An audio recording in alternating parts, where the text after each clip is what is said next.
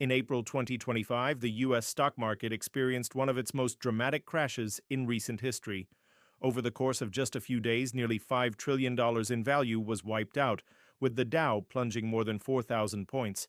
So, what exactly happened? What triggered this historic meltdown, and what does it mean for the future of the economy? Let's break it down. It all started with a sweeping set of new tariffs announced by the Trump administration. Branded as Liberation Day, the policy imposed a flat 10% tariff on all imports.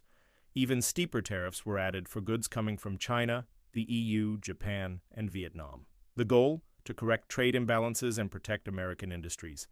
But the market didn't see it that way. Investors reacted immediately. On April 3rd, the Dow fell nearly 1,700 points, a 4% drop. It was one of the worst single-day performances since the COVID pandemic. The S&P 500 and Nasdaq were hit hard too, especially in the tech sector. Investors began fleeing risky assets and moved to safer investments like bonds and gold. Then came the retaliation. China responded fast, announcing a 34% tariff on all U.S. imports starting April 10th. The message was clear: if the U.S. wanted a trade war, China was ready for it. Other countries followed. The EU planned tariffs up to 50% on U.S. goods.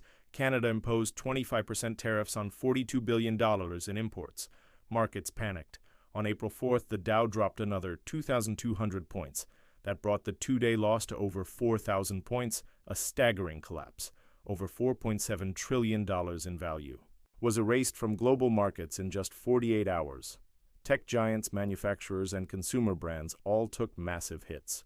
Fears of a recession started to spread. J.P. Morgan raised the odds of a global recession to 60%, citing rising prices, disrupted supply chains, and falling consumer confidence. They warned that the U.S. GDP could shrink if the trade war continues. Despite the turmoil, the government held its ground. Treasury Secretary Scott Bessent called the market drop noise and stood by the tariffs. He claimed the economy would rebound stronger, though few details were offered on how that would happen. Investors didn't wait around. With the U.S. dollar weakening, many began shifting money abroad.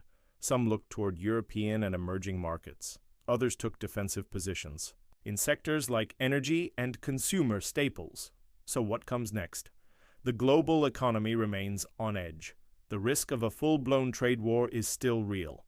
Markets are volatile, and investor confidence is shaky. In the weeks ahead, economic data will be crucial. Will this be a temporary shock or the start of a deeper downturn? One thing is certain: in a global economy, policy decisions have real consequences. Tariffs aren't just numbers on a spreadsheet, they ripple across borders, markets, and people's lives. Thanks for watching. Be sure to like, subscribe, and stay tuned for more updates on this evolving story. Stay informed and take care.